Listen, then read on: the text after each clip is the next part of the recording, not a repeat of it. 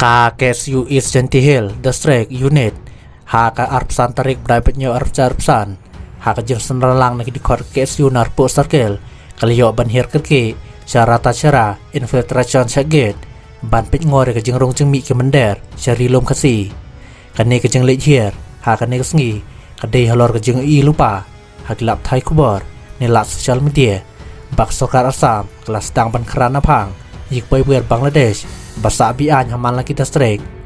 na kaliang keseng ka ong bakas ngutu bakan ketak nang kong ya ke jelam klia na marka don marsenda barka jela asam